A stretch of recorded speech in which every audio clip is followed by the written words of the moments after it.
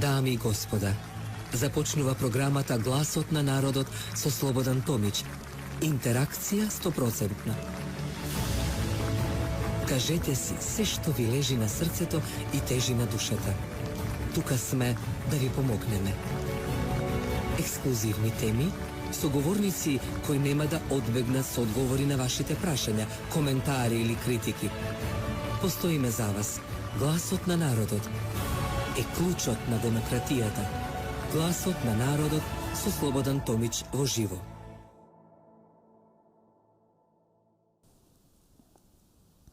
Добро вечер, почитувани, и добродојдовте повторно во Гласот на народот, интерактивен парламент. Меѓутоа, знаете дека одиме на формат 1+1, зависно дека 2+1, никош не сте суспендирани. Се надам дека ова нова сезона или 26-то лето господово, како што ја реализирам оваа ваша емисија, ќе одиме исто со интеракција со вас, гледачите, бидејќи без вас ова емисија нема да се вика Гласот на народот. Но во земја каде што често слушаме дека не може. Вечерва ќе запознаете човек кој докажува дека се е можно. Кардиолог што спасува животи, алпинист, што ги освојува на високите светски врвови, македонец, што го носи нашето знаме таму кај што воздухот е тенок, а волјата мора да е челична.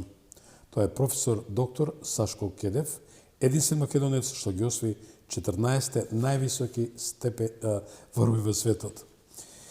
Ова не е приказна само за планини, ова е приказна за срцето, за историјата, за истрајеноста, за Македонија над светските врвови.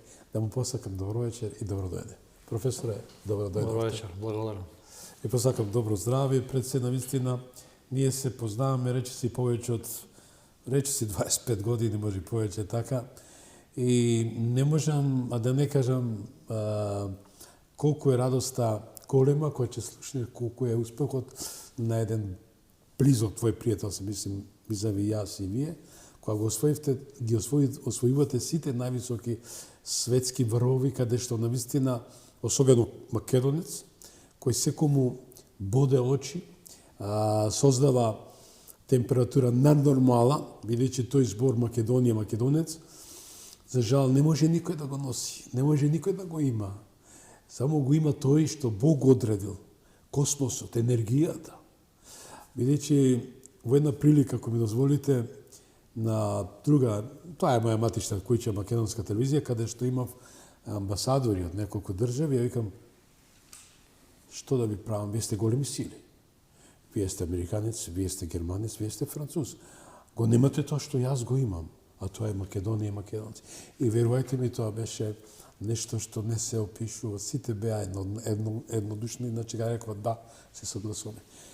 Еве, моето базично прашање, прво да ја прашам како сте, како поминувате овие денови, со оглед дека сте беле доста ангажирани. Дојдовте малтене да речам од авион директно во моето студио. Бевте неодамна во една прекрасна земја, каде што е една символ на една филозофија која кажува све, меѓутоа се, али многу некој не ја разбира. Како ја доживувате се тоа ситуација што ви се случува, што народот и покрај таа диагноза што ние често говориме амнезија што има, што со кратко паметење, не дозволува да има еден континуитет и носи во себе тоа што навистина реков дека го нема некој народ и држава во светот. Како се чувствувате како македонец кој ќе ве сретнати во светот и дома? Па тоа е нешто што го носиме во себе. Идентитетот не отсликува најпрво пред себе, самите себе, а потоа и пред средината кај што одиме. Сигурно дека на страна ние представуваме една во моментот мала држава, меѓутоа морам да кажам дека е многу позната држава. Иако е мала, ретко каде ќе се соочам со фактот да не знаат кај се наоѓаме. Тоа се должи на фактот што навистина ништо не е случајно. И нашиот идентитет не е случаен. Ние представуваме една земја, една традиција која што има многу вековно значење и огромно историско значење. Дали може да се ретушира се тоа вистина, ова историја, со оглед дека катадневно се ставени во еден клинч, во едно менгеме, каде што не терат по секоја цена да се само избришиме и уништиме се збор. Може би радикално звучи, меѓутоа де факто е тоа. Нема шанса. Тоа нема шанса да се случи. Прашање на време кога процесите ќе си дојдат на тој колосек кај што треба да бидат. И сигурно е дека јас сум оптимист за иднината на нашата држава. Дали се согласувате, професоре, со мене дека секојаш велам кога Македонија се наоѓа во еден амбис, во една удолница, кога ќе речеме готово е, the end of the story, крај на приказката, се појавува веднаш убава приказка, убава вистина, а вистината е таа што ја донесовте, ја презентиравте пред македонската јавност и создадовте илјадници, да не речам милиони лајка, да не речам позитивни оценки, каде што уштенашка го кренавте достоинството, дигнитетот на македонецот. Тоа е, да речам, со неколку ваши представувања на медиумите. Деве, и мојата маленкост, навистина, еден рефреш направивте. Еве, како, зошто доаѓа таа анамнезија? Дали таа треба секојаш нека акцелерација да не разбуди и да не врати по тој колосек? За жал, најголем дел од луѓето од популацијата се заспани малку, омлитавени, да не кажам кај нас малку и анестезирани. Добар збор го потребите анестезија. И на некој начин од сите овие неполности, непринципиелности, неправди што ни се случуваат историски, би кажал неправди, на некој начин влијаат многу лошо кај народот. Меѓутоа е многу важно да се знае дека секој човек има огромен потенцијал во себе и му треба еден мал стимул да се отвори и да се манифестира таа енергија што имаме, таа животна енергија, и тоа го доживуваме во моменти кога ќе видиме нешто убаво за нас. И тогаш на некој начин се отвараат сетивата и се враќаме во сегашноста. Во нормалната. Професоре, знаете што, јас сакам, почитувани гледачи, на ваше задоволство, моја голема привилегија што ме замоливте преди се да дадеме повеќе простор, и ќе го има поголемиот простор од ова емисија, а за една убаво изненадување следува и второ издание, тоа е идната недела, од тоа најпрекрасната презентација која е радост, празник на душата и очите, апропо неговото патешествие и остварувањето на најголемите ворови светот. Затоа, немаме трпение, со оглед ќе ми дозволите само да одиме во тој лајт дел кај што викам тоа сум јас. Малце да гледачите, кои би сакале да дознаат нешто повеќе за вас. Кој е Сашко Кенев? Повелете. Никош не сакам да зборувам за себе од прво лице. Меѓутоа, ќе кажам дека во однос на овие искуства што ги спомнувавте на големите височини, како представник на една релативно мала нација во моментот, меѓутоа со многу голема историска тежина, секаде кај што сум модели, кај што сум го носел македонското знаме, македонското име, сум имал чувство дека ги носам сите граѓани на нашата држава со себе, и тоа сум приметил дека е карактеристика на помали нации и нации кои што проаѓаат низ тежок период во својот историски период кој што проаѓа. Значи, кои имат одредени соочувања со предизвици, со проблеми, со ненаоѓање на вистинското место во актуелната голема слика на светско ниво, и тоа чувство според мене беше еден од најјаките лајт мотиви на овие патешествија. Да. Кога првпат почувствувате дека во вас има потреба да одите таму каде што другите не се осмелуваат? Тоа некако дојде спонтано, бидејќи јас никош не сум планирал да одам на сите 14 врвови над 8000 метри. Најпрво 2009 година бев на Еверест, највисокиот врв, во склоп на искачувањата на сите 7 највисоки врвови на секој континент, И кога го завршив тој проект 2010 година, сметав дека е толку и дека никогаш веќе нема да се вратам на тие височини во зоната на смртта над 8000 метри. Меѓутоа перспективата се отвори понатаму, некаде при крајот на ковидот, се уште беше активна пандемијата и тогаш добив еден порив да пробам биолошки дали би можел повторно да одам на височини над 8000 метри, тогаш го избрав 11 години потоа, така? 12 години после, значи 2021 година, и тогаш бев на Манаслу или така наречената Света планина, која што се наоѓа во Непал, и тоа беше едно фасцинантно искуство, кога се качивме на вистинскиот врв после 45 години, и во тој момент имаше само 5-16 луѓе што биле на вистинскиот врв на Манаслу. Да. Бидејќи најголем дел од искачувачите стигнувале до така наречениот лажен врв, кој што е неколку метри понизок. Уште едно подпрашање. Што е потешко? Да лекувате човечко срце на операциона маса или да се искачите на 8000 метри? Ништо не е тешко. Во животот ништо не е тешко, Само кој ако го следиме инстинктот, интуицијата и имаме чиста мисла. Најважна работа е, според мене, во животот да имаме чиста мисла. Да нема калкулации, да нема математики во тоа што го правиме. Ако приоѓаме на лечење на човек со калкулации, со математики, што за жал сме сведоци, бидејќи здравството станува комерцијално ориентирано, бизнес ориентирано. За жал има и одредени активности на овие искачувања, кои што имаат комерцијална природа, тогаш сме ја промашиле работата. Сме отстапиле од принципот на чиста мотивација. Меѓутоа, се што се прави во животот со чиста мотивација и што не е ориентирано кон крајниот резултат, тогаш тоа не е тешко. Добро кажавте, тактика со математика не сме да постај. Ќе ми дозволите, тоа ќе биде у третиот дел од разговорот. Начнавте на многу сензитивна тема за диагнозата во здравство, отворивте Пандорудната кутија, која вредно беше и време беше некој да ја отвори. Одиме ние со на суштественоста, што е тема на вечерашната емисија.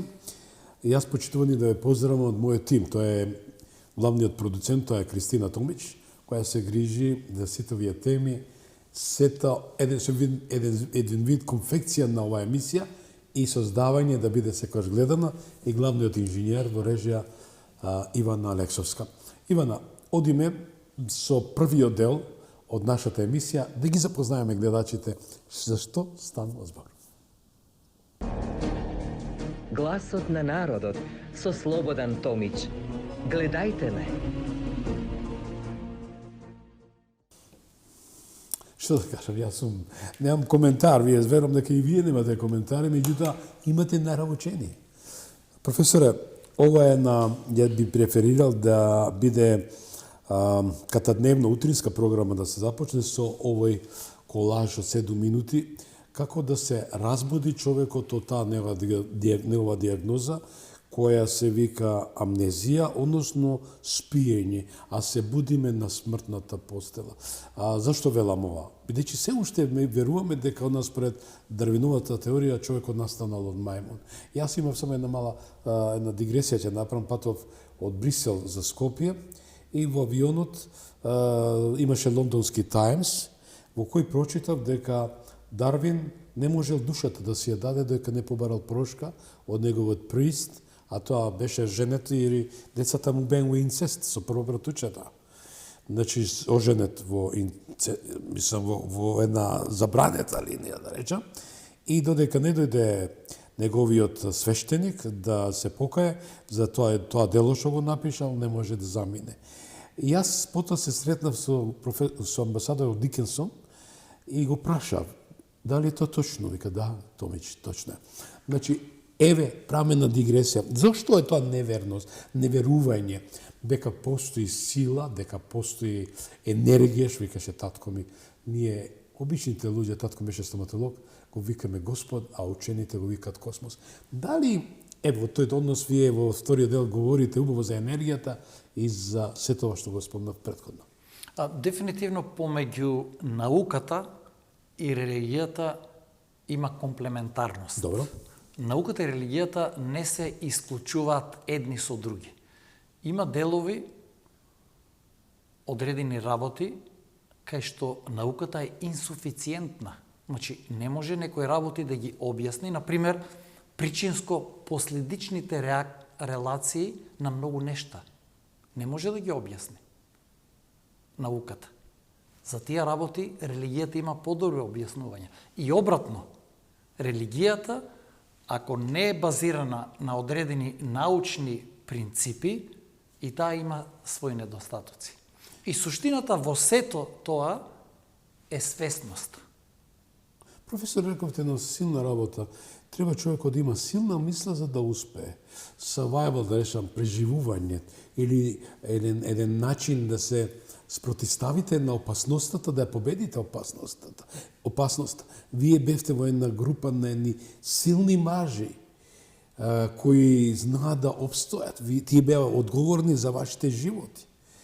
Кажете ми тој момент, како успеавте да преживувате во таа ситуација? Рековте чиста, здрава мисла, вие сте и пример како да се живее здраво и се тоа. Кажете некој момент се тоа, како наидовте во тешки момигови, како ги совладевте, како ги успеавте да ги победите?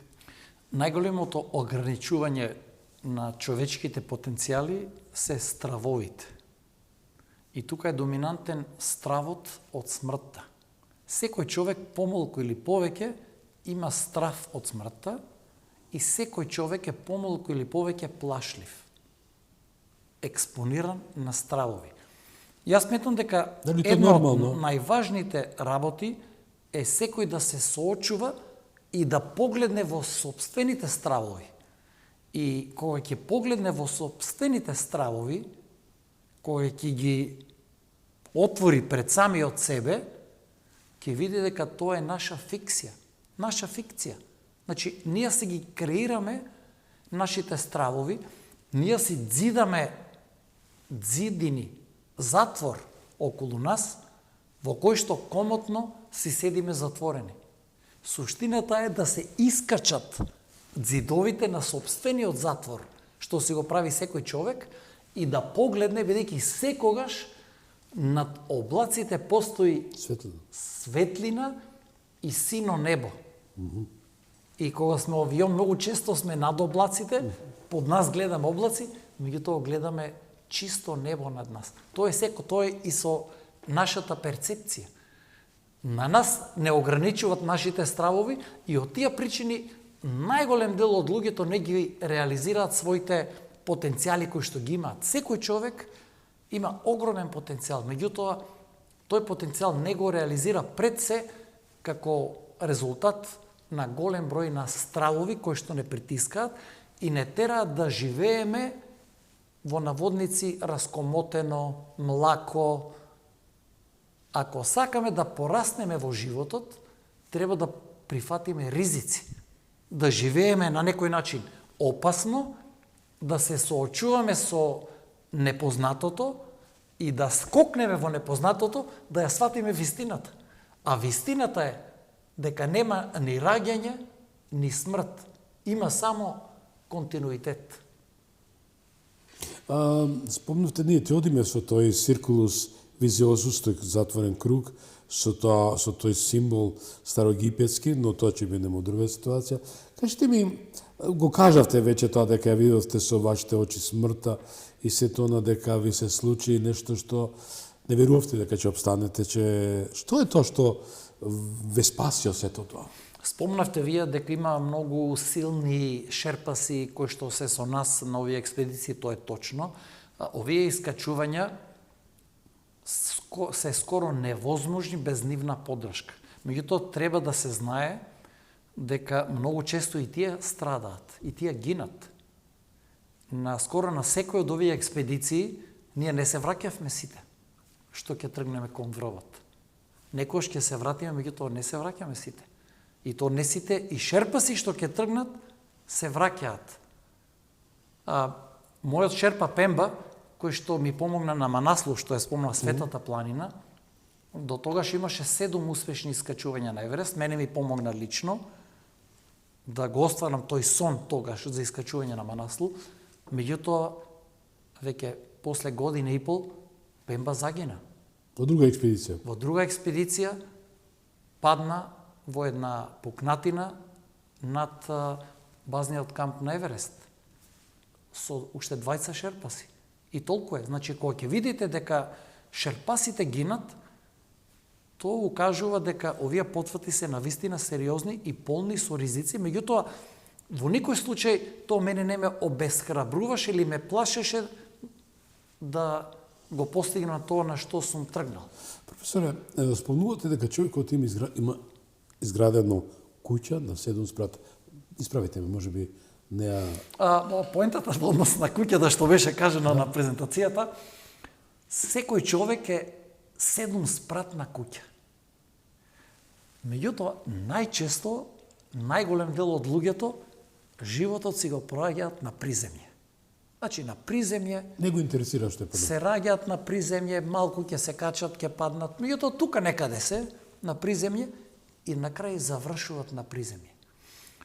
Фројд го опиша првиот спрат под, значи -1, тоа е подсвеста. Сигмунд Фројд го опиша фасцинантно. Тој спрат -1, нашата подсвест, и даде многу добра дефиниција и отвори еден концепт на психоанализа, што психијатрите екстензивно и уште го применуваат. Значи, тоа се должи на откритието на -1 на Фројд. Јунг, понатаму, -2.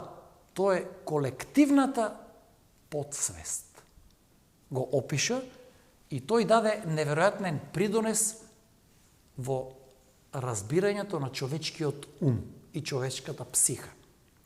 Меѓутоа, постои уште еден спрат испод, а тоа е космичката подсвест. И тоа е на некој начин -3, кој што го имаме и секој од нас го има. Меѓутоа, не секој допира тука. Значењето на тој спрат -3 е тоа е најголемата темница во животот. Меѓутоа, таа темница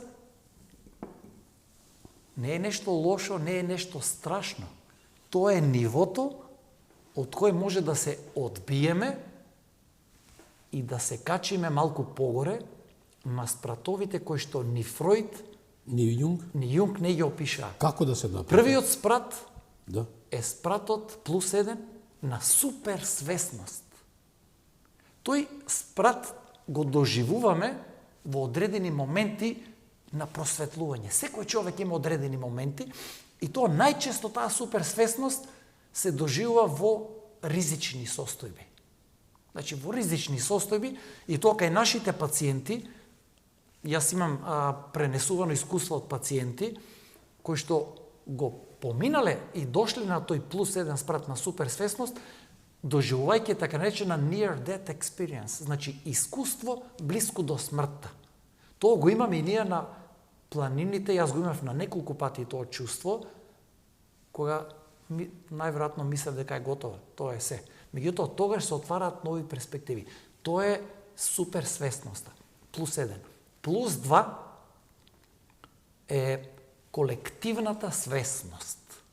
Кога зборевме за идентитетот, за македонскиот идентитет, ние треба да знаеме дека во себе содржиме и колективна подсвест, значи -2, меѓутоа имаме и +2, колективна свесност.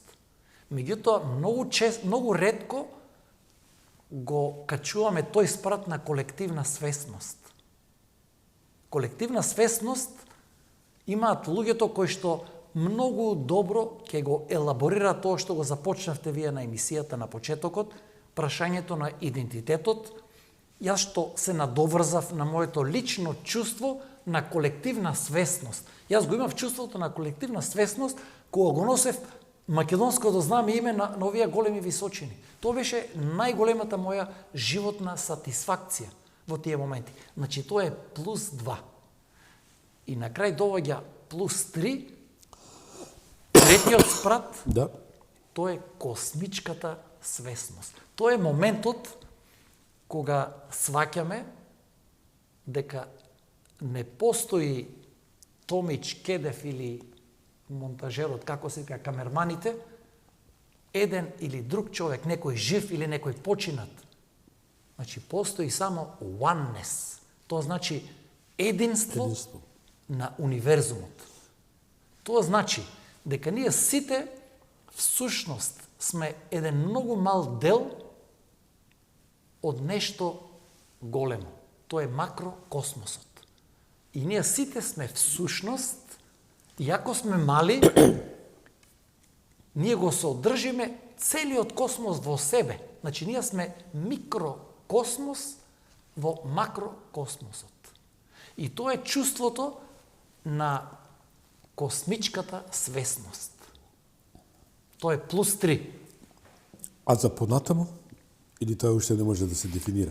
Значи, за да дојдеме до повисоките спратови, би требало да ги допреме по ниските спратови. Минус 3. Минус 3 и да се одбиеме.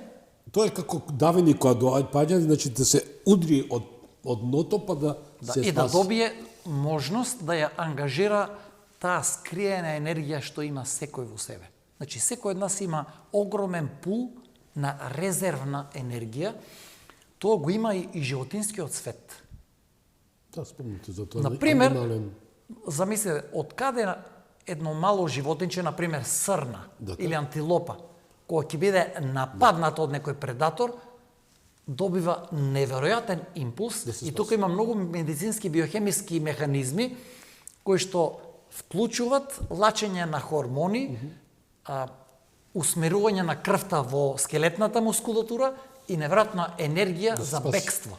Тоа го имаме и ние. Професоре,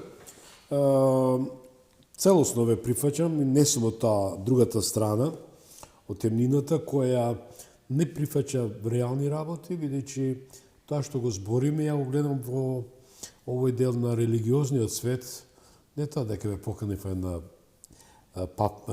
попска телевизија, ова е вистинска телевизија, бидејќи ние говориме само за вистината. Кај нас нема шум програма, говориме за Македонија, македонските вредности, но убаво е тоа да збориме, вие спомнавте дека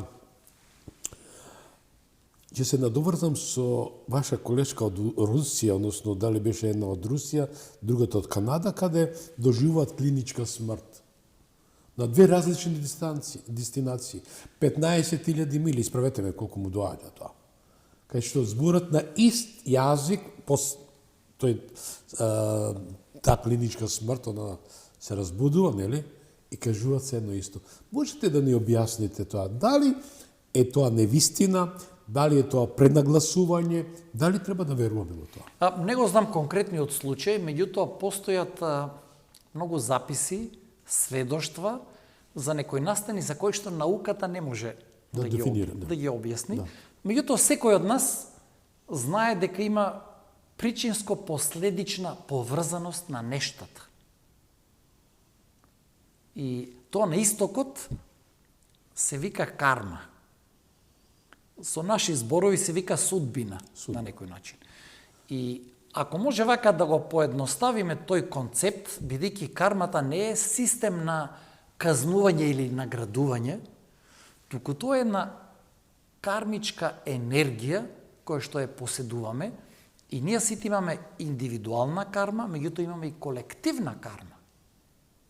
И тоа значи дека во животот, кога одиме, настаните што ни се случуваат, имаат некоја позадина, која што ние од научен аспект не можеме да ја објасниме.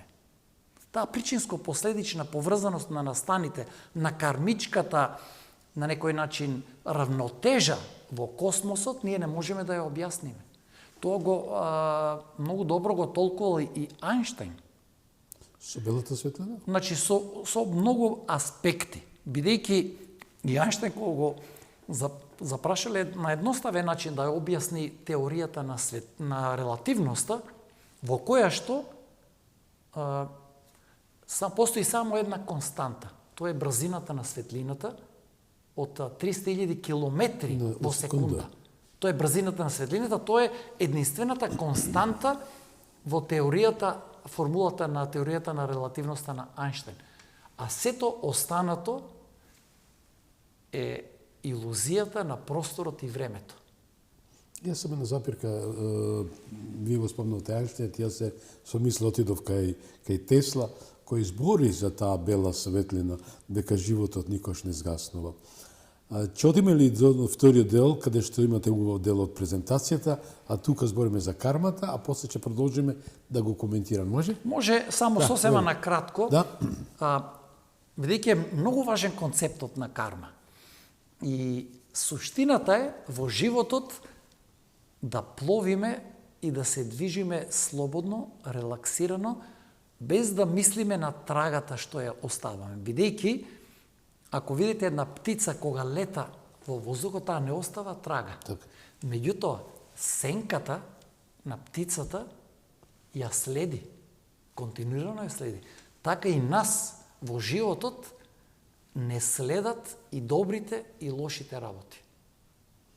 Дали тука би можел тука да ве замолам со оглед дека во првиот дел на ова наша емисија, нема да го спомнеме, би сакал за лотосот, го дадовте како еден пример кој живе над површината на водата.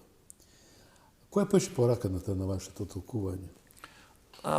Лотосот е еден од, за мене, најмокините символи на истокот. Бидејќи лотосот е еден цвет, растение, кое што излегува од кал, од нечистотија, излегува и живее на водата и процветува како еден од најубавите цветови. Меѓутоа, значи, живее на вода, над вода, а не ја допира водата. А суштината на таа порака на лотосот е и човекот. Секој од нас има лотус во собственото срце. И тој лотус може да процвета ако успееме да живееме на овој свет, како што живее лотусот, значи си живее, излегува од нечистотија од вода, и над вода, а не ја допира водата. Тоа значи да живееме на овој свет, а да не дозволиме светот да живее во нас. И на лотусот се надоврзува еден степен понатаму, еден чекор понатаму, белиот лотус.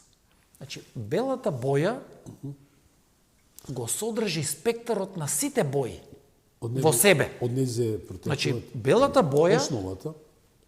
го содржи сите бои се вклучени во белата боја, е најубава, а е безбојна. И белиот лотус е еден од најмокините символи на истокот. Да. Гледам дека и натаму сте нова фреквенција, да ве поздравиме во Соединените Американски држави, во Канада, во Австралија. Со оглед дека рекоме дека сме доста гледана телевизија надвор, ви благодарам за пораките што ги испраќате, а вечерва ова емисија верувам што повеќе создава голем интерес. Денес објавив една колумна токму за професорот и можете да прочитате на порталот Ohrid24.com. Иван, одиме со вториот блок што го подготвив за вечерва и ќе коментирам. Останете со нас. Гласот на народот со Слободан Томич. Гледајте ме.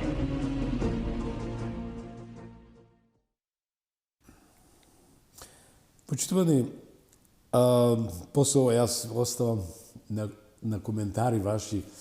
Тоа ние одиме за час и нешто, одиме на YouTube. Инаку нас не гледате Stream Live вечерва во живо, сега не гледате, како што реков, милувам да кажам на сите 5 континенти, но на YouTube ќе не имате за некоја минута, половина час и така да речам. Дадов еден мој детаљ во колумната што излезе. Поздрав Каролина, поздрав Александра.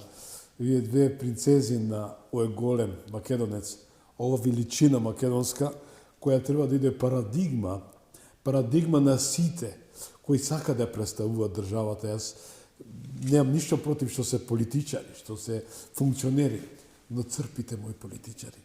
Црпите енергија од ваков лик, од ваков човек, од ваков македонец. Емануел Кант вели: вистинската големина на човекот не се мери с помоќта што ја има, туку по височините на која ја носи својата совест. Мојот драг соговорник не го изнесе знамето на Македонија како реквизит на врвовите повеќе од 8.000 метра, тука како една своја национална совест и свест и енергија за да покаже на светот, на македонскиот народ, кој е дисперзиран во просторот на 5 континенти. Еве, нека биде парадигма. Професоре, навистина, еве им оставаме на гледачите да бидат се погладни и погладни, а јас со вас заедно, бидејќи тоа е ваш YouTube канал, имаме право да ја пренесеме во вториот дел, втората емисија, тоа ќе биде денес недела, тоест на, колку му даде 23, на 30 јануари, вториот дел. Еве, нешто го спомнате пред се белиот цвет, чистотата негова, па го спомнавте коренот и дрвото. Ве молам, дали би додале тука за кармата, за змијата што сама се јаде, што е многу силно, и тоа е дека тој циркулус визиозус е вистината и суштината и филозофијата на она дека смрт не постои, дека енергијата се враќа, продолжува. Да, дефинитивно тоа е староегипетска иконографија, символ на вечност, кој што отсликува една змија која што си ја јаде опашката, и тоа потврдува една вечност, која што ни укажува дека има раѓање, живот, тоа е хронолошкото време, раст, болест, најчесто, и смрт. Меѓутоа, тука не завршува, тоа е круг, кој што продолжува во повторна промена на манифестацијата. Ние со нашите сетива многу малку сваќаме. Со нашите сетива ние перципираме помалку од 2% на реалноста. Колку само 2%? Дори помалку од 2% перципираме од реалноста, и јас сметаме дека се знаеме, се гледаме, мирисаме, вкусуваме, допираме, а меѓутоа многу малку разбираме. И тоа укажува, ако ја надоврземе тука и теоријата на релативноста на Ајнштајн, дека на крај се е илузија во просторот и времето. Бидејќи таа брзина на светлината, кога гледаме во една темница звезда, таа светлина на звездата е тргната пред 4 години. Таа светлина што ја гледаме е 4 години стара. А ние сметаме дека ние гледаме и ние разбираме. Ние всушност многу малку разбираме. Така да во контекст на кругот, на вечноста, се променува само формата, манифестацијата на нештата. А која нова форма ја поприма животната енергија, ние не можеме да сватиме. Бидејќи, еве, ако ги прашате и физичарите и научниците, еден од основните принципи е дека енергијата не се губи. Енергијата може само да ја менува својата форма. Ние сите имаме животна енергија. Некој помалку, некој повеќе. Со тек на време на животот ја губиме животната енергија најчесто, и тоа е една од причините што повозрасните луѓе генерално имаат помалку животна енергија од децата, од младите и од децата посебно. Меѓутоа, добрата работа е што постои начин на recharging, значи на повторно полнење на животната енергија. Тој принцип, тие што го анализирале и го следеле животот и делото на Никола Тесла, ќе видат дека Тесла и дава и научно објаснување на овој дел, на енергијата, на стварање енергијата и на обновување на енергијата, бидејќи Тесла имал и проекти во кои што смета дека целото човечество треба да има неограничен, бесплатен извор на енергија. Бидејќи сончевата енергија, останатите енергии кои што ни се достапни, ако можеме да ги на некој начин вклучиме во овој круг на повторно полнење, ние ќе имаме за секојаш бесплатен извор на енергија. Тоа било дел од учењето и на Никола Тесла. Така да, тој аспект се менува само манифестацијата. А вие споменавте едно прашање за дрвото. Дрвото е исто така еден многу важен символ, бидејќи во целата материја и во оваа маса, во чаша, во вода, се е енергија, се е вибрација. Овде имаме кондензирана енергија, која што е манифестирана како маса, како стол, како ние, како човечко тело. Значи, тоа е кондензирана енергија. Меѓутоа, таа енергија на некој начин ја споделуваме и ние меѓу себе. И таа енергија има и во дрвото. Дрвото не случајно има тенденција за раст во височина. И тоа го, например, отсликувал многу добро и Ван Гог. Ван Гог цртал во неговите цртежи, уметнички дела, многу високи дрвја кои што допирале до звездите. И кога го прашувале што е поентата толку високи дрвја, објаснувањето на Ван Гог било дека секое дрво се стреми кон звездите, кон сонцето. И тоа го знаеме во природата. Значи, секое растение, дрво посебно, има тенденција за раст. Меѓутоа, не секое дрво расте високо. За да расте високо дрвото, мора да расте не само во височина, туку и во длабочина. И тоа е балансот помеѓу законот на гравитација, значи гравитација што не влече до земјата, и законот на левитација, на лебдење. И тој баланс најдобро го гледаме кај дрвото. Колку е потенцијалот поголем за раст во вертикала, толку мора да биде пропратен со раст во длабочина. Со други зборови, нема дрво, убаво дрво, големо дрво, без здрав корен. Ако и на крај најчесто тоа дрво дава листови, дава цвет, некои даваат и плодови, меѓутоа суштинската порака е дека цвет и плод може да има само ако има корен. И тоа здрав корен. Здрав корен. Ако нема здрав корен, нема цвет. Дали може Меѓутоа, и за нас да збориме како Македонија? тоа има голема символика тука. Бидејќи на нас многу често ни викаат да го зграбчиме моментот, сега е цветот, убавината, да не ја пропуштиме ова можност што имаме сега уникатна. Готово сега, ако не го фатиме цветот, отиде. Ништо не значи, тој цвет и тој лист паѓа, меѓутоа повторно доаѓа. Што правим со такви фолиранти кои ја лажат јавноста, народот? Сега е моментот, значи и потоа диент, крај на света, апокалипса се случува, крај. Тоа сметам дека спаѓа во категоријата на неважни работи, неесенцијални работи, веќе во животот постојат два аспекти. Така? Едниот е аспект на есенцијални нешта, важни нешта, И вредности. за кои што зборевме сега, и неесенцијални аспекти или неважни нешта кои што ги спомнавте сега. Јас преферирам да збориме за есенцијалните нешта. Дефинитивно. Интересно е тоа што сте на 8000 метри. Како ги доживавте звездите? Мислам дека тоа е едно чувство, тоа што ја слушав вашата презентација, чините дека ги гледате близко до вас. Тоа е неверојатно чувство кое што треба да се доживее и е многу тешко да се објасни со зборови.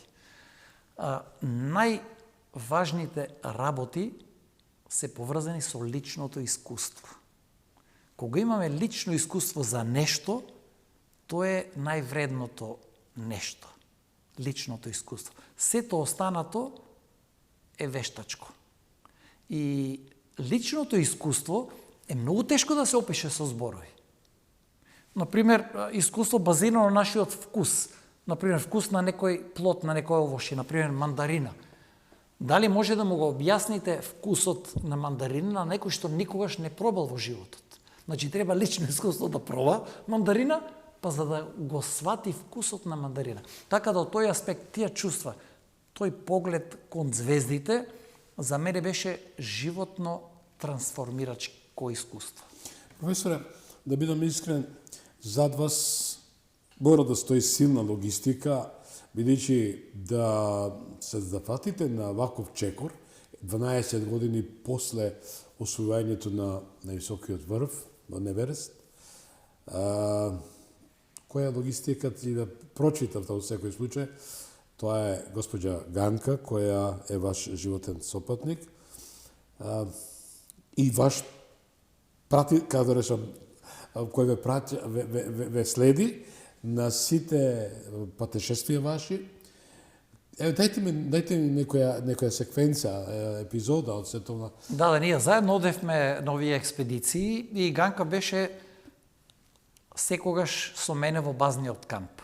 А базните кампови На кој висина се е тоа? некаде од 4500, 4500 до 6000 метри. 6000 метри. И престојот и во базниот камп не е пријатен. Значи, не е романтичен престојот во базниот камп, во шаторите, кај што и условите се многу ограничени, се соочуваме со многу проблеми, временските услови се многу непредвидливи.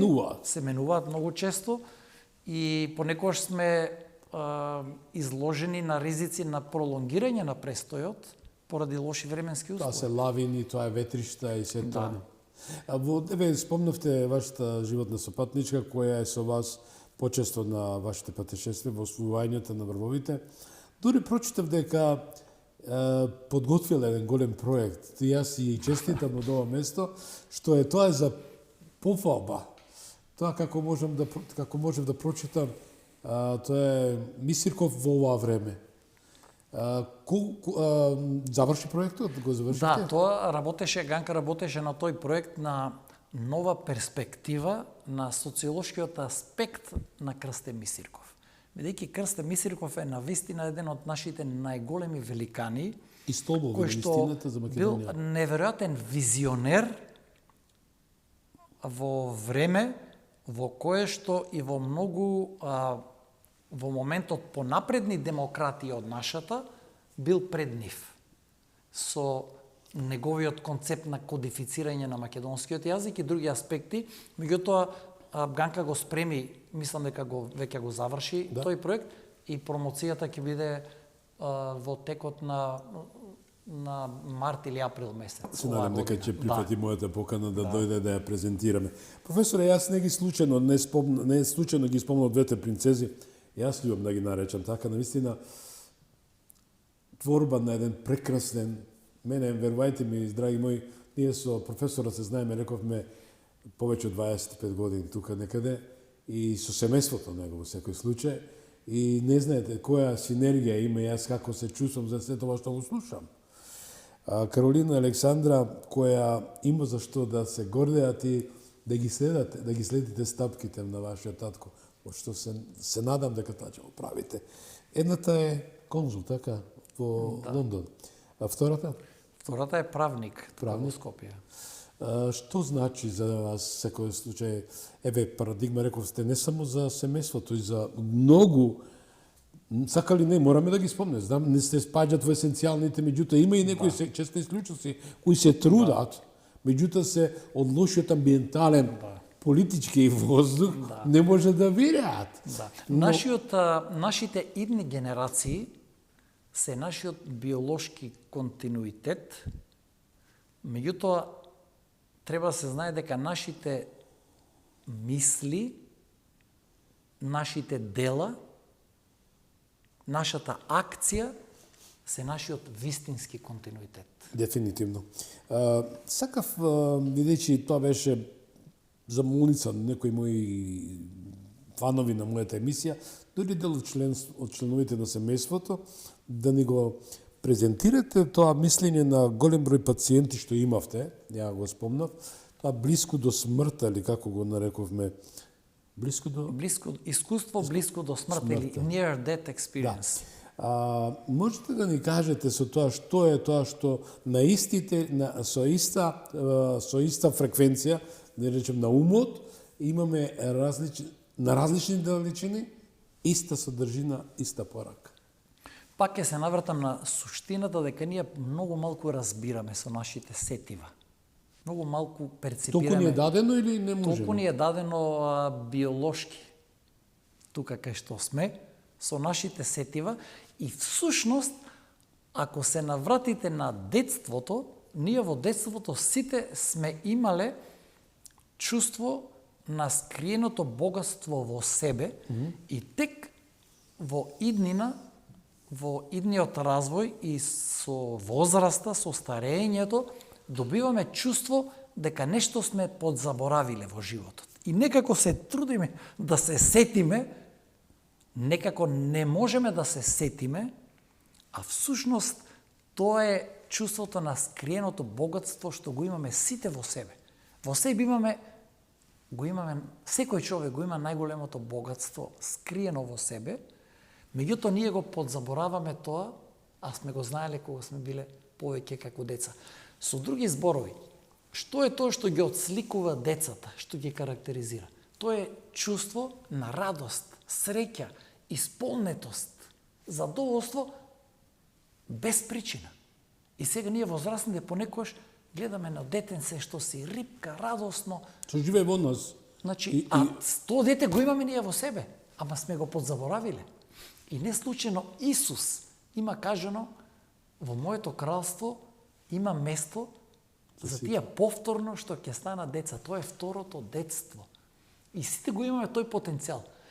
И затоа некои повозрастни луѓе, тука зборувам дури на 80, 90 па и 100 годишници, кои што доживеале 100 години, некои се навраќаат на второто детство. И всушност, одреден број на возрастна популација наоѓа задоволство во многу маргинални и незначајни работи. Понекогаш тоа се толкува како сенилност, деменција, А што е тоа? а понекогаш тоа е символ на враќање во второто детство. Тоа значи чувство на радост, среќа и задоволство без причина. И во тој контекст е и прашањето кај оди душата. Ние не знаеме кај оди душата. После во наводници кажано смртта. Ние не знаеме и тоа не можеме да го сватиме. И тоа мора да прифатиме дека тоа не го знаеме ние. И не можеме да ја најдеме рационалноста на губиток на некој живот. Таа не умира, така? Бидејќи не секогаш за жал има редослед во овој биолошки живот што го имаме. Меѓутоа треба да се навратиме тука во овој контекст и на вертикалата во животот. Му тоа сакаме. Бидејќи крстот е најважниот символ во христијанството, во нашата религија. Крстот што отсликува? Значи, крстот има една хоризонтала, која што го отсликува хронолошкото време на раѓање, раст, развој, болест и смрт. Тоа е хоризонталното време. Меѓутоа има и вертикала, што е подоминантна. Духовност. Во крстот, тоа е вечност. Тоа е вечност. Вертикалата е вечност. Тоа значи секој човек треба од хоризонталните шини на животот, од хоризонталниот пат, да смогне храброст, да прифати ризик и да скокне во непознатото, да ја фати вертикалата. Тоа е вечност. А што друго не означува крстот? Тоа е символот со кој што Исус ни покажува кон вистината. Значи, Исус ни покажува кон вистината со неговото распнување. Со неговото распнување, тој ни покажува дека суштината е во тоа, во страдањето. Суштината е во страдањето. Секој човек што ќе ја свати важноста на страдањето, влегува во вертикалата. Вечност. Никогаш не умира. Ја сваќа суштината. За жал, многу често во историјата и во повеќето религии, секоја религија на свој начин дава толкување. Меѓутоа, за жал, формалната религија најчесто ќе се фокусира на прстот. А прстот ни покажува кон вистината, а не е суштината во прстот. Суштината е кај покажува тој прст. И тоа е најголемата порака според мене од Исус што имаме. Дека да не се плашиме од страдањето. Лично не сметам дека тоа е значењето дека тој се жртвувал да не спаси нас, не спасил ние да живееме. Суштината е ни кажува не се плашите од страдањето, бидејќи страдањето е суштината. И ние сите во животот ја бараме вистината. Значи сите во животот и вие, и јас, и сите во нашиот животен пат ја бараме вистината. Меѓутоа, кога ќе ја најдеме вистината, сваќаме дека не можеме да го избегнеме страдањето. Суштината е во страдањето. Да. И не треба плашење од страдањето. Понекогаш ни се случуваат траорни работи во животот. Има некои работи трагични за кои што ние не можеме да објасниме. Меѓутоа, тоа е пораката на Исус. Страдање во таа болка, во таа мизерија, во тоа патење, во тоа страдање е вечност. А многу ви благодарам за ова, само една забирка да ставам тука. Се најдов сами од себе си. Манипулаторите, манипулантите, неесенцијалните личности, тоа за мене не се личности, кои ја злоупотребуваат вистината за своји лични бенефити и ја погребуваат вистината со еден збор за да ја спасат другата страна која е во длабока темнина и сака да се спаси од злото. Како ги им порачувате на тие луѓе? Сето го решава природата. Природата или постоењето, екзистенс, што ви кажа, има начин да се справува со тие феномени. Бидејќи природата никогаш не греши. И не заборави, Не греши, природата не греши. И всушност, ние тоа треба што порано да го сватиме. Дека на ова постоење, на овој свет, доваѓаме со празни раце. И одиме исто. И си одиме со празни раце. Сето не е есенцијално, што е ориентирано према надвор, не е есенцијално. Тоа е привремено, тоа е материјално. Тоа што го гледаме и го разбираме, тоа е многу кратко. Суштината е внатре во нас. Внатре во нас е суштината и тоа треба да не прави поспокојни и да не го покачи нивото на внатрешен мир. Бидејќи степенот на внатрешен мир е најголемиот индикатор за квалитетот на животот. Професоре, ја би ве замолил тој дел што е наистина есенцијален, е тоа кога веќе се симнувавте. Видовме во вашиот настап како се враќате. Јас не ми е страм да кажам дека во нашето обкружување на убавина, ја викаме водно, за жал се индустриализира, односно се урбанизира, се уништува Божјата природа, ја така ќе кажам, или тоа дар, тој дар, природен дар, што не, и го направивме, да речам, како некој бетонски простор, за водно зборам. Ја на 50-та година моја, верувајте ми, се качев на водно. Не е страм, ја кажувам. Почитувам, јас немам да зборам, никогаш не зборам во ракавици. Си ги кажувам моите вредности, и добри и лоши, со вас си ги споделувам. Како што ви, еве го слушавте, професорот го слушате. Се радував како што професорот се радуваше на врвот на светот. Значи се чувствував дека сум победил, нешто што јас мислев дека не може. А не може во тоа што не мислев дека не можам да стигна, а мен нема ни простор, ни време. Но ја чувствувам таа убавина, еве ја прв пат тоа јавно го споделувам со вас и верувајте ме дека тоа што професорот кажа, ја чувствувам таа вистина во мене. Вие се симнувавте, се релаксиравте пон со енергија, но се случи еден пек. Објасните тоа и тој феномен забораив, може да ви спомнав од нашето договарање, како се вика таа куката, заборив, безбедување, како ве спаси.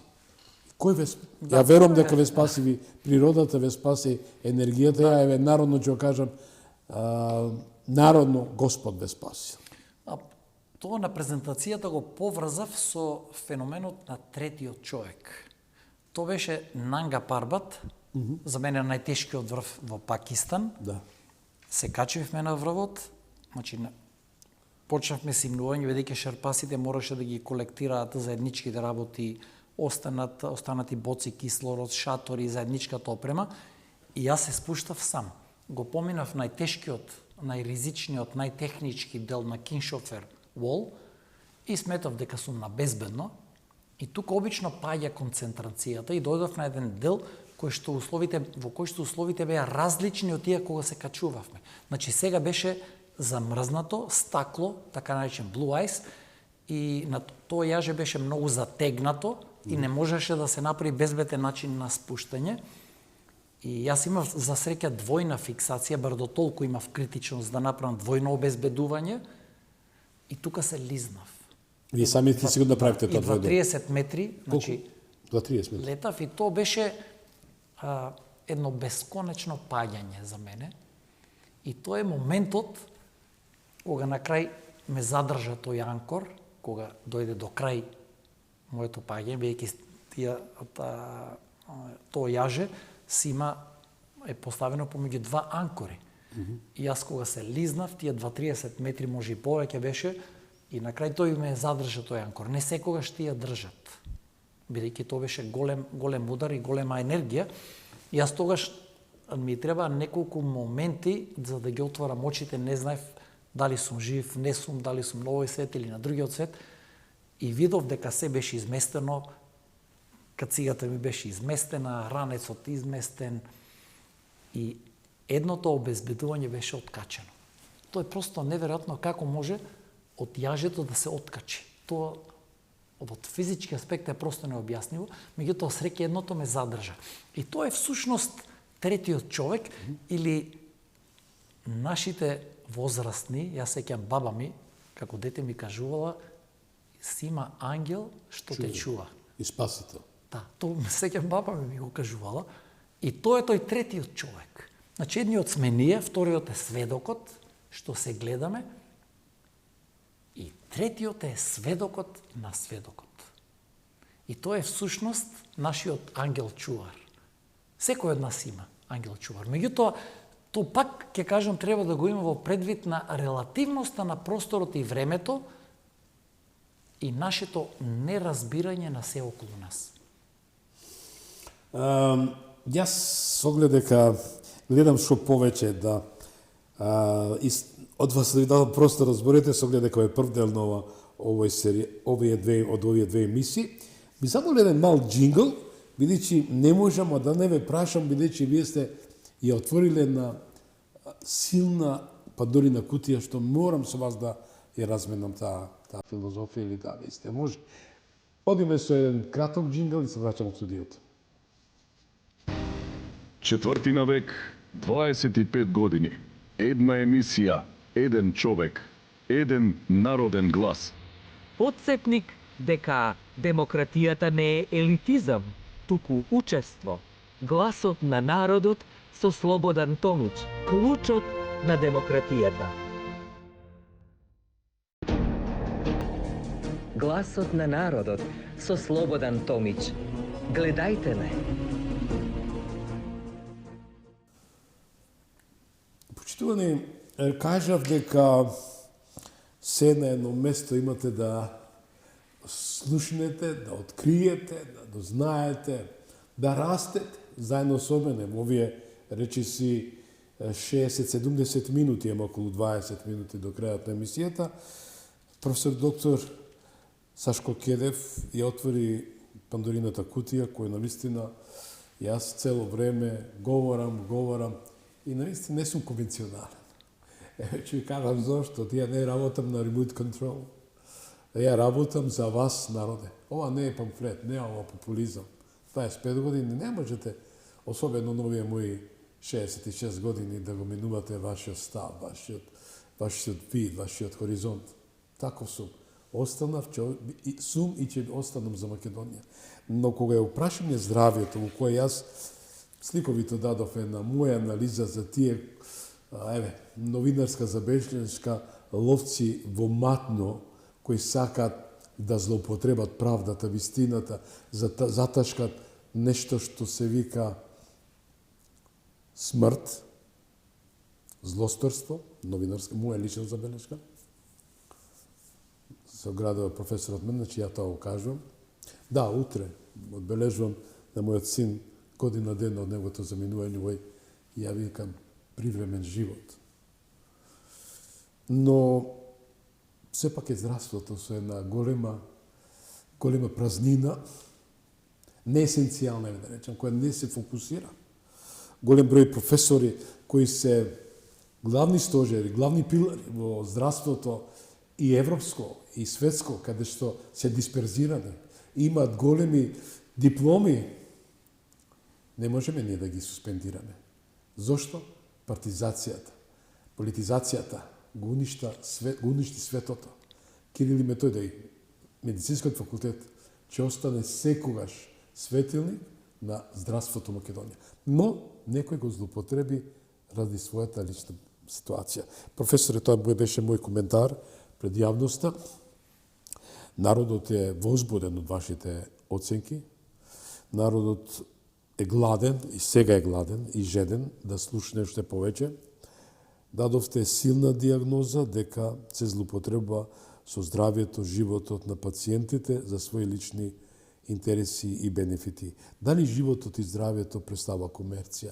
Дали треба да се злоупотреби срчајноста, искреноста на народот, кој цел живот плача за здравствена заштита, социјална заштита, а еднаш кај животот му треба. И тој момент е крај на приказката. Здравството е еден од најделикатните ресори во секоја земја и здравствените системи се подложни на многу критики на секаде. Јас имав една изјава која што укажа на одредени аномалии во здравствениот систем, меѓутоа повеќе пати истото и порано го имам кажувано. Значи пред повеќе години, меѓутоа тогаш не најде на интерес во јавноста. Овој пат, не знам, покрена на лавина реакции, и мојот основен принцип е дека здравството не може да биде профитна дејност. Ако сака некој да има бизнис, може да има бизнис. Меѓутоа, здравството, тоа е мој став. Здравството не може да биде бизнис и да биде ориентирано кон стварање на профит. Бидејќи таму кај што има профит, нема добро здравство. Здравството е скапа дејност и многу е тешко на вистински болен човек да се има профит. Тоа е просто невозможно. И од тие причини, тие категории се исклучиви. На здравство и на профит. Професоре, да се вршат операции да луѓе кои нема не е императивно, не е обврзително.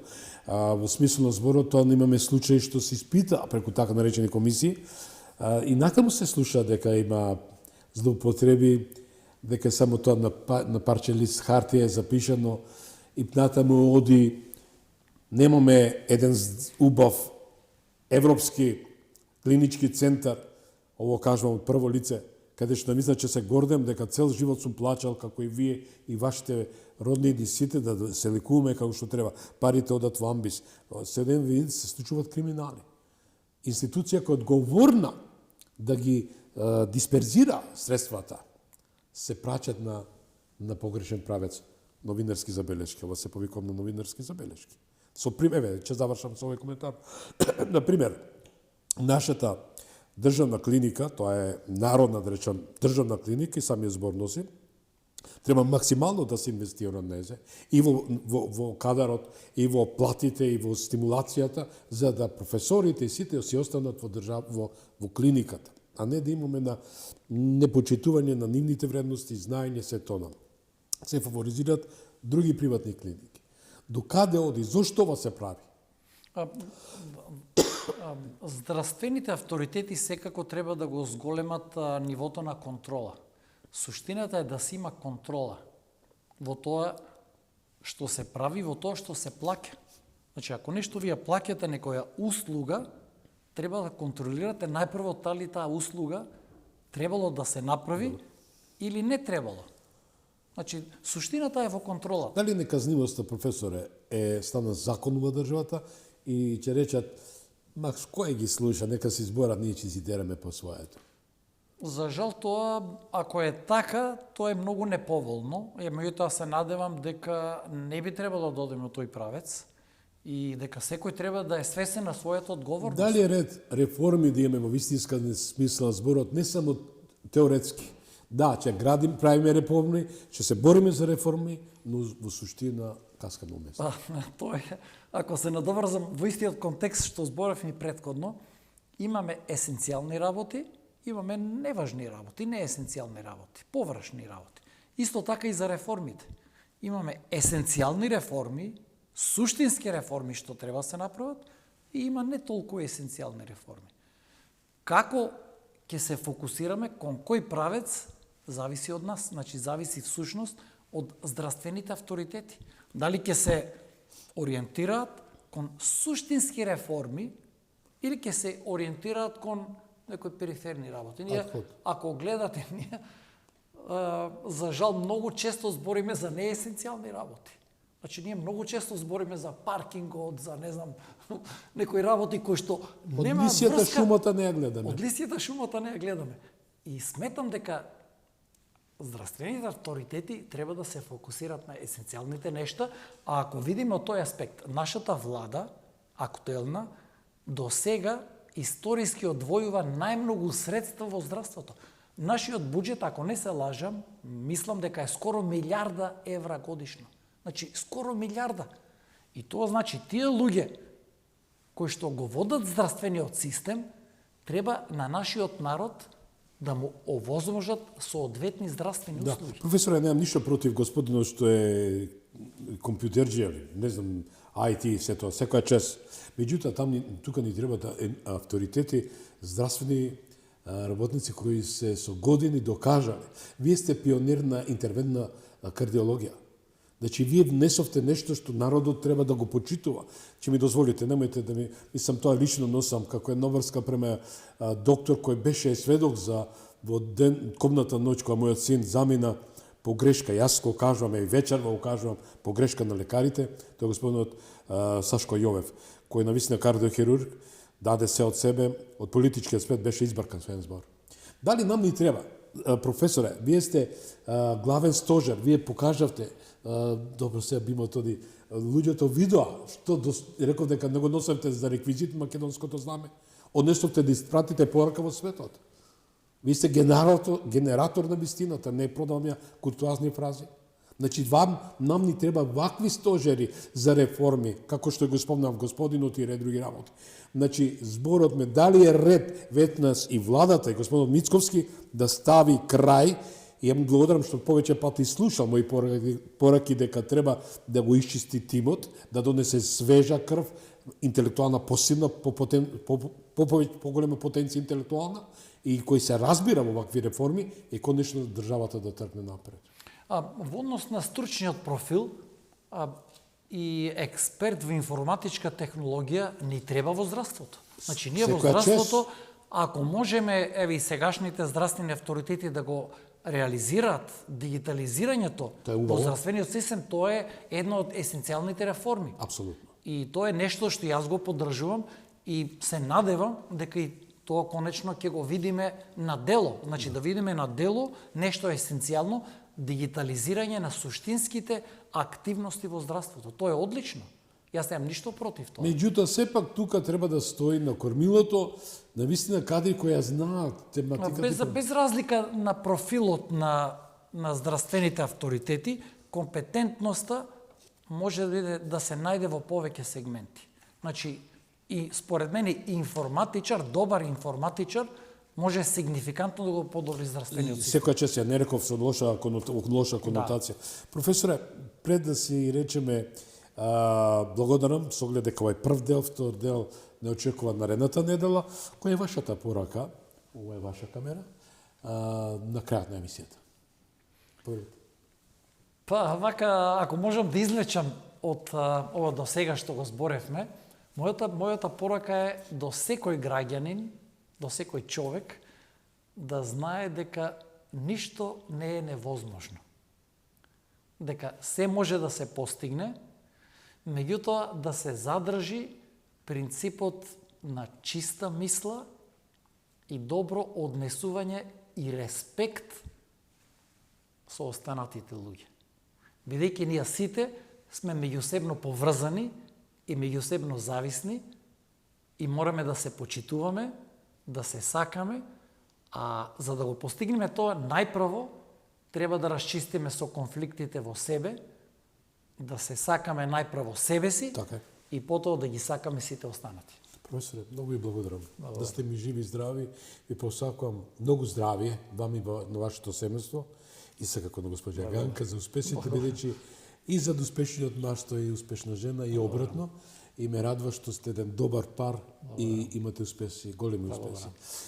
Почитувани, ви благодарам многу што бевте во овие 90 минути со нас. Знам дека многу не гледавте, а за некоја минута ќе не гледате на YouTube. Ве поздравувам и ви најавам мината недела, вториот дел, интегрално да ја следите презентацијата на професор доктор Сашко Кедев. Пијат вечер. Четвртина век, 25 години. Една емисија, еден човек, еден народен глас. Подсетник дека демократијата не е елитизам, туку учество. Гласот на народот со Слободан Томич, клучот на демократијата.